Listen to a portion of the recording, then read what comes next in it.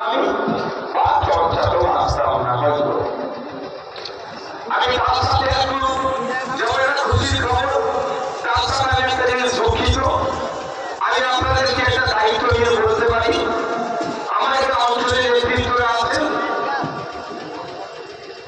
বিভিন্ন নেতৃত্বরা আছে। আজকে আমাকে দুপুরের পর থেকে ভাঙড়ের প্রচুর সুমতি সম্পন্ন মানুষ ফোন করেছেন, মেসেজ করেছেন যে ভাইজান আপনাদেরকেও যদি নিজে বাঁচিয়ে হই হই করে তাহলে অন্যদের থেকে আপনি কেন কিভাবে নিভাবেন। আমি দুঃখিত, ব্যথিত, আমি দুঃখিত, ব্যথিত যে আপনারা নিজের আওয়াজে কিছুটা হলেও অস্বস্তি ফিল করেছেন। তার জন্য এই মঞ্চ থেকে আপনাদের কাছে আমি দুঃখ প্রকাশ করছি এবং আমার অঞ্চল নেতৃত্বরা এটাও জানতো না, কারণ আমাদের নির্দেশ অঞ্চল নেতৃত্বদের কাছে দেওয়া আছে, কোন একটা ভূত থেকে এই ধরনের কার্যকলাপ করেছে। তবে আমি মঞ্চের নেতৃত্বরা আমাদের আছে তাদের বলবো এটা আমাদের লক্ষ্য রাখতে হবে যে শুভবুদ্ধি সম্পূর্ণ মানুষ ভাবে তারা যখন আমাদেরকে ফলো করছে এটা আমাদের জন্য অগ্রিম পাওনা যে তারা আমাদেরকে ফলো করছে। সুতরাং তারা শুধু নয়, আমার ফুলপুরা শরীফ থেকে আমাদেরকে যায় সবসময় ফলো করে, তার নামটা কি বলুন তো? তিনিও ফোন করে, তিনিও যোগাযোগ করিয়ে তারা দিয়েছে আমাকে। তাই অনুরোধ করবো আমি যে এই ডিজে বাজানো থেকে আমরা সম্পূর্ণরূপে ডিজেকে আমরা পরিত্যাগ করবো। আপনাদেরকে আমি কথা দিচ্ছি, আর ডিজে বাজানো আইনত নিষিদ্ধ। তাই অঞ্চল নেতৃত্ব যারা আছেন তাদেরকে বলবো আপনার লিডার উঠে প্রকাশ্য মঞ্চে ক্ষমা চাইছে মানে আপনাদেরকে দেখতে হবে যে আপনাদের লিডারকে দ্বিতীয়বার তার ক্ষমা চাইতে হয়, এটা মাথায় রাখবেন। আপনার অঞ্চল নেতৃত্বের উদ্দেশ্যে বললাম। আমি কয়েক গুরুত্বপূর্ণ বিষয়ে কথা বলবো আপনাদের সামনে।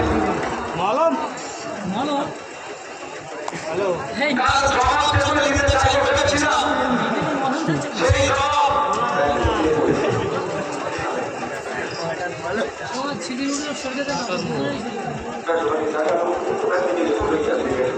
ছুটে কথা বলো তখন নয় কথা বলবো।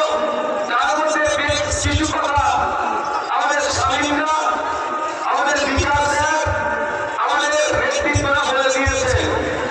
তারপরেও আমি বলছি, আমার সিকিউরিটি নিয়ে অনেকে যারা, আমি আপনাদের কথা দিচ্ছি, আমি সিকিউরিটি ছাড়া আড়াই বছরে মেরেছিলাম, আমার সিকিউরিটি লাগেনি। 15 আগস্ট পতাকা তুলতে দেওয়া হয়েছিল ভাঙড় 1 নম্বর ব্লকের গ্রামগঞ্জ অঞ্চলে। তখন আমি নিউকুড়িয়াতে ছিলাম। নিউকুড়িয়ার আমার সাথে 600 মানুষ বলেছিল ভাইরা আপনার সাথে আমি পতাকা তুলতে যাবো। আমি তাদেরকে বলেছিলাম আমার এই সোনপুর ব্রিজ নাই, ভাঙড় কলেজ রোডের ব্রিজ, অর্থাৎ 2 নম্বর ব্লক যাবে না পাওয়া আমার গাড়ির সাথে আমি একাই যাবো, জাতীয় পতাকা তুলবো। কার সাহস আছে আপনাকে আমি দেখবো।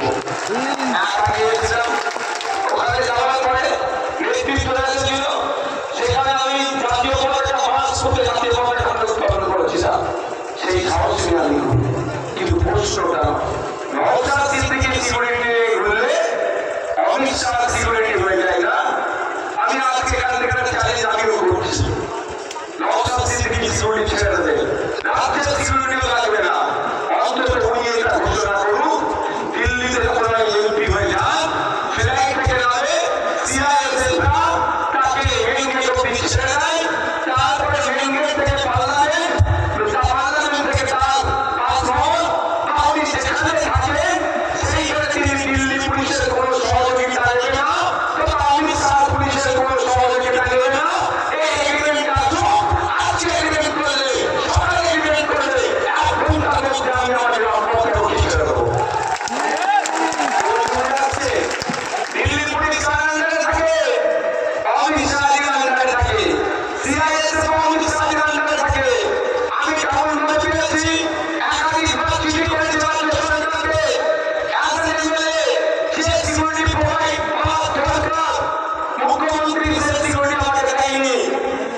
সিকিউরিটি আমাকে দেয়নি, কালকে স্পিকার স্যারকে করেছি, কালকে কেন্দ্রের স্বরাষ্ট্রমন্ত্রীকে করেছি, কেউ আমার তাকে সাড়া দেয়নি। আমাদের আইনজীবী স্বামী বিদ্যাও তার সাথে আলোচনা করে সেই ৫ টাকার পেজের খোঁজা নিয়ে আসছে সিকিউরিটিতে।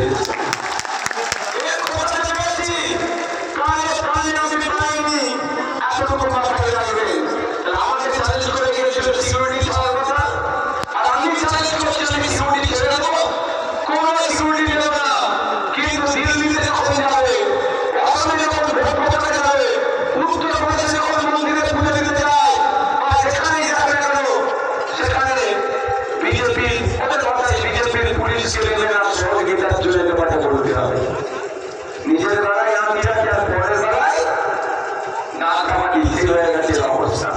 নওশাদ সিদ্দিকীর বিরুদ্ধে বলতে হবে, বলার তো জায়গা খুঁজে পাচ্ছে না, তাই বলার জায়গা খুঁজে পেলে তো বলবে, সে খুঁজে পাচ্ছে না জায়গা। সারা জমা যদি একটা দুটো দাও, তাও হাওড়ের মানুষের ভুল করেছে, ভুলের দায়, কোনো কিছু না। তাই আমার নামে মিথ্যা চালু কি বলছেন তিনি?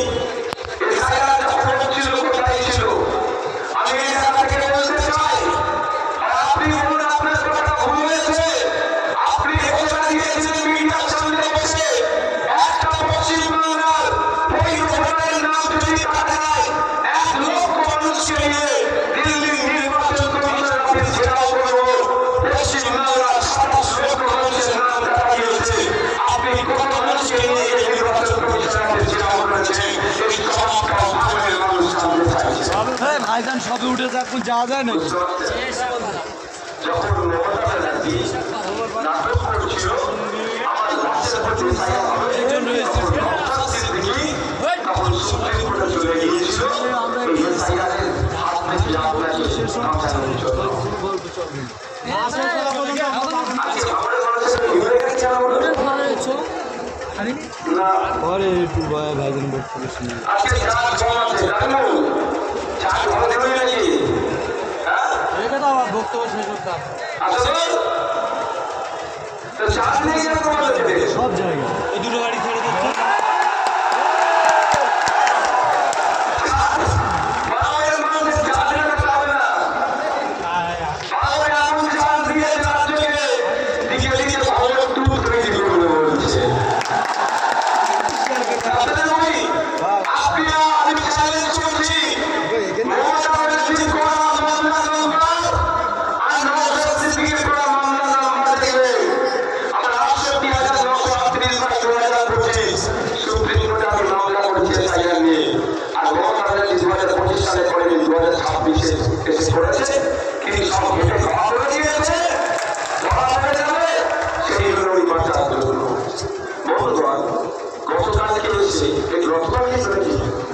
আমি ছিলাম না, গতকালকে এসে অনেক কথা বলেছে। আরাবুল ইসলামকে কেন জলে নিয়েছে, ওনার মুখ ফেটে একটা মাঠে কাজ হয়ে যাচ্ছে।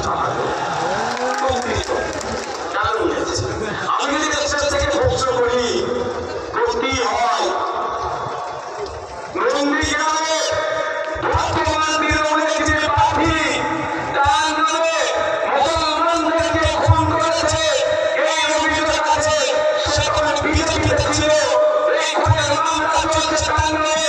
সকাল পর্যন্ত সে বিজেপির নেতা ছিল, আর দুপুরের পরে তৃণমূলের নেতা হয়ে তাকে নন্দীগ্রামের প্রার্থী কোন মুখে করল, যে মুখে আরাবুল ইসলাম সাহেবকে সমালোচনা করছে।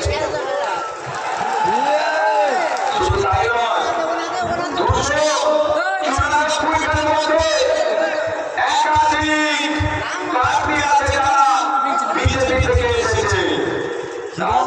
কথা কি বলেছে একবারে নিয়ে নিই, তাহলে মানুষ সারাবার জানাতে চায় আমার যে 3 ভাই খুন হয়েছে তাদের পরিবারের কমিশন নিয়েছি। এটা আরাবুল সাহেবকে বলেছিলাম, যদি তারা কমন নজরে দেখে তারপরে আলোচনা পেয়ে গেলে সমাজে, তার আগে আমরা বুঝবো না আমাদের পরিবার আমাদের সম্পদ। পরিবার যদি ছাড় দেয় আলোচনা হবে। আলোচনা করেছি তাদের পরিবার এগিয়ে রয়েছে, আরাবুল ইসলাম সাহেবকে কমন নজরে রেখেছে। তারপরে আমরা যুদ্ধে গেছি তাই নয়, আমাদের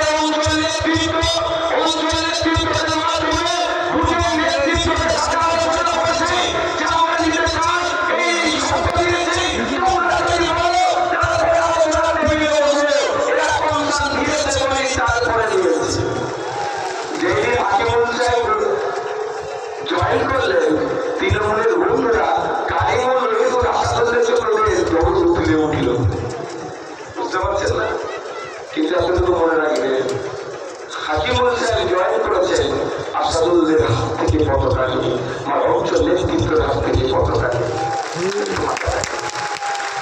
আগের আসল কাজে আসা যাক। এসে কি বলেছে, ৩৫,০০০ না কত ঘর দিয়ে দেবো, ৫০,০০০ ঘর দেবে বলেছে। আমি চাই তো এটাই হোক। ভাঙড়ে একটা কাঁচাবাড়ি থাকে, ভাঙড়ে একটা রাস্তার কাঁচা থাকে, ভাঙড়ে জমির আওয়াজ না হয়, ভাঙড়ে নদীতে নদীতে লাইট হবে, ভাঙড়ে নদীতে নদীতে সিসিটিভি বসবে, ভাঙড়ের মায়ের আমাদের নিরাপদে থাকবে, ভাঙড় থেকে রাজ্যের বিভিন্ন প্রান্তে কাজ চলবে, ভাঙড়ের শিয়ালদা থেকে ভাঙড়ে রেল যাবে, ভাঙড় উন্নত হবে, ভাঙড়ের কংগ্রেসে ভাঙড়ের ভবিষ্যৎ জন্য সংরক্ষণ হবে, ভাঙড়ের স্বাধীনতা দেশ হবে, ভাঙড়ের মহিলার জন্য হবে, আর স্বাধীন এটা আমরা চাই। কিন্তু আপনাদের জানিয়ে রাখি, একটা বড় চক্রান্ত চলছে। সেটা ভাইবন্দি হয়েছে জানেন তো? সেটা 6, 7, 8 করার পরিকল্পনা চলছে। রাজারহাটে লোকটার সব জায়গার জায়গা নাই। সেটা 6, 7, 8 করার পরিকল্পনা করেছে ঠাকুরকে। ও একদিন বক্তব্য দিতে মুখ সেটা কথা বলে ফেলেছে। সৃষ্টিকর্তা যেটা বলে ভালোর জন্যই বলে। কে বলেছিল কে আছে? এনকে দিয়ে আন্ডারে দেবো, নট ক্যালকাটা ডেভেলপমেন্ট অথরিটি। ছোটখাটো বিষয় নয়, তখন আর চাকরি থাকবে না। কেন আমি বলছি প্রমাণ ছাড়া কথা বলি না। যখন কলকাতা পুলিশের আন্ডারে ভারত জানতে চাইছিল, ওই সময় বিধানসভার মধ্যে দাঁড়িয়ে রাজ্যের নগরের মন্ত্রীকে আমি প্রশ্ন করেছিলাম, শুধু পুলিশের কান্ডা খাওয়ালে হবে না, কলকাতা কর্পোরেশনের মধ্যে মুক্ত আপনাদের করার কি কোনো পরিকল্পনা আছে সে কথা বলুন। তখন উত্তর দিয়েছিল, যেখানে নাকি চাষবাস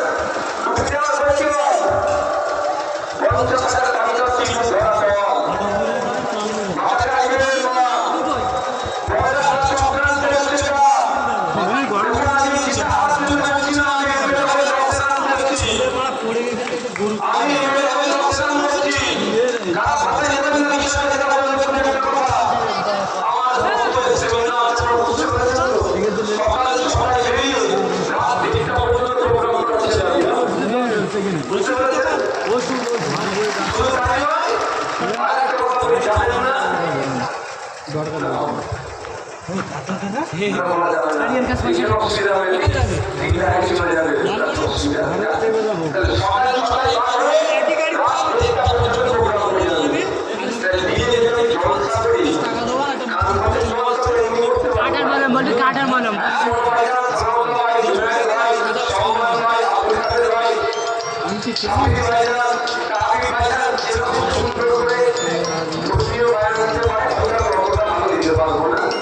কিন্তু যতটুকু জ্ঞান আছে খুব একটা তাদের কাছ থেকে পিছিয়েও পড়বো না ভাই করতে পারতাম তাহলে দিন আমার ইনকাম করতে হতো না যেটা না যায়নি ভাই মানে আমি লসে রান করছি কিন্তু কথা বলার কারণ আপনাদের বলছি এই জন্যই সেটা বড় টার্গেট রেখেছে মোবাইল মনি আপলোড করা আমি কেন করতে পারছে না ও জানে নমস্কার সিদ্ধি আছে আচ্ছা আড়াইশো বিঘা জমি ইটকো দখল করে নিল ইটকো নামে কাগজ তুলে নিল ওখানকার বিভাগ করে কথা নেই কারণ ইটকো রাজ্য সরকার আনবে রাজ্য সরকার পরিচালনা করছে তৃণমূল আর আমাদের বিধায়ক তৃণমূল তাই রাজ্য সরকারের বিরুদ্ধে কথা বলতে পারেনি কিন্তু রাস্তা বিধায়ক আছে নমস্কার সিদ্ধি সংযুক্ত মোর্চার বিধায়ক অত সহজে টেন্ডিং করে দিচ্ছে কথা বলতে আমি আপনাদের কাছে অনুরোধ করবো আপনাদের মায়া বুঝতে হবে এটা বোঝার চেষ্টা করুন আমার দুটা কি হলো ভাই উল্টে গেছে আচ্ছা ঠিক আছে দিকে তাকাও এই দিকে তাকাও এই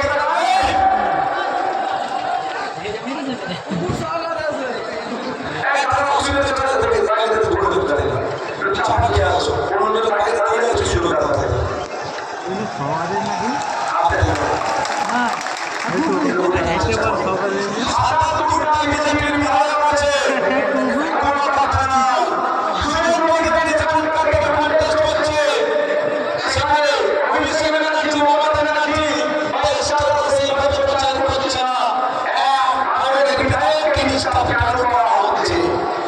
চেষ্টা করবেন এক সংযুক্ত মোর্চার বিধায়ক এবং সব ভান্ডারি ফাঁস করে দিচ্ছে দলটা ফাঁস করে দিচ্ছে ওই জন্য আটকাতে হবে সেদিন করেছিল সেটি এখন প্রকাশ্যে চলে এসেছে জয়ন্ত রায় মহাশয় আমাদের বিজেপি পক্ষ থেকে জানিয়েছে রাতের অন্ধকারে রাত দিনের বেলায় সেটিং করতে গিয়েছিল যখন ছবিটা কমপ্লিট হয়ে গেছে তখন কি বলছে আপনাদের যেটা সৌজন্য সাক্ষাৎ সৌজন্য সাক্ষাৎ নয় সৌজন্য সাক্ষাৎ আমরা জানি 2019 নির্বাচনের সময় একটা পরিবেশের সাথে সবাই আপনি মহাশয়া বিজেপি প্রার্থী রাজ্যসভা কাটা হয়েছিল তিনি আমাকে বললেন ভালো আছে আমি বললাম ভালো আছি কিন্তু আপনি কেমন আছে ওটা সেটা ছিল দিনের আলোয় সামনে রাস্তায় চলে দরজা বন্ধ করে কোনো সমস্যা নয় কেন বাবা বিজেপি কেন ভালো পাচ্ছে কেন আপনাকে আটকাতে চাচ্ছে সেন্টার করছে এয়ারপোর্ট কেন তৈরি করে সেন্ট্রাল গভর্নমেন্ট জায়গা ছিল রাজ্য সরকার দেয় তো সেন্ট্রাল গভর্নমেন্ট এয়ারপোর্ট তৈরি করতে চাইছে রাজ্য সরকার জমি দিতে পারছে না মধ্যিখানে ভাড়া হয়ে কেন দিয়েছে নৌসাদ বুঝতে পারছেন কি বলছি নৌসাদ কি করতে হবে ছোটাদের লেবে গেলে এখন এখন লেট হবে ছোট আবার শুরু হবে সেই সময় বাড়ি যাবো বলা যাবে আগে না বলা যাবে হারিয়ে দাও গ্রামে মারা হারানো অনেক বিষয় আপনাদের একজনে আসতেছি না আবার আগে বলা যাবে তখনই বাড়ি যাবো তবে নৌসাদ সিদ্দিকীকে হারালে নৌসাদ সিদ্দিকী হারিয়ে যাবে এমন ব্যাপার নয় এটুকু মাথায় রাখবে হারালে হারিয়ে যাবে এটা ব্যাপার নয় যে সহমহিমায় আছি ওই সহমহিমায় থাকবো জন্ম থেকে 28 বছর পর্যন্ত বিনা এমএলএ ছিলাম বাকি জীবনটা বিনা এমএলএ থাকতে অসুবিধা হবে না কিন্তু তুমি মাথায় রাখবে নৌসাদকে হারানোর চক্রান্তটা এই গোবিন্দ চক্রান্ত আরএসএস চক্রান্ত মুসলিম চক্রান্ত তৃণমূলের চক্রান্ত এমন আইন করে মাদ্রাসা মসজিদ খারাপ অবস্থায়